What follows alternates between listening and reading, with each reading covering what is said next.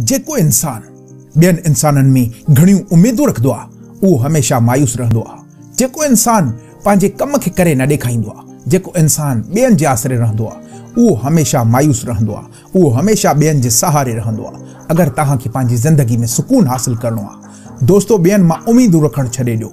अगरि तव्हां ॿियनि में उम्मीदूं रखंदो त तव्हां कॾहिं बि कामयाब त न थींदो, अञा ई रहंदो तव्हां टेंशन में रहंदो।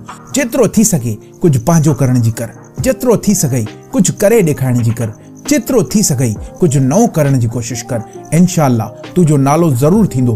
मुंहिंजा दोस्त, अॼोकी हिन मुंहिंजी ॻाल्हि खे यादि ज़रूरु रखजांइ, जेतिरियूं उम्मीदूं इंसाननि मां रखंदे ओतिरो मायूस थींदे, जेतिरियूं उम्मीदूं ज़्यादा रखंदे मायूसी ओतिरो तुंहिंजो मुक़दर थींदी। जेतिरो थी सघे पंहिंजी करण जी कोशिशि कर, जेतिरो थी सघे पंहिंजो नालो करण जी कोशिशि कर, जेतिरो थी सघे पाण खे वधाइण जी, पंहिंजे अंदरि इम्प्रूवमेंट आणण जी कोशिशि कर, पंहिंजी स्ट्रेंथ खे वधाइण जी कोशिशि कर, जेतिरो थी सघे पंहिंजे हुनर खे सिखण जी कोशिशि कर, जेतिरो थी सघे नवां स्किल सिखण जी कोशिशि कंदो रह। इंशाअल्लाह इहा तुंहिंजी महिनत हिकिड़े ॾींहुं रंग ज़रूरु लाहींदी। पर मुंहिंजा भाउ, वरी बि हिकिड़ी ॻाल्हि यादि ज़रूरु रखजांइ, जेतिरियूं ज़्यादा उम्मीदूं रखंदे ओतिरो ज़्यादा मायूस थींदे।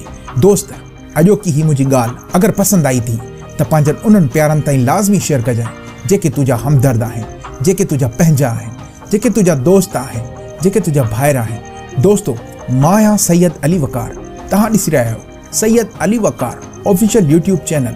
दोस्तो, अहिड़ी वीडियोस ॾिसण जे लाइ असांजे चैनल खे सब्सक्राइब कयो। मुंहिंजूं तमामु नेक तमन्नाऊं ऐं दुआऊं तव्हां सां गॾु आहिनि।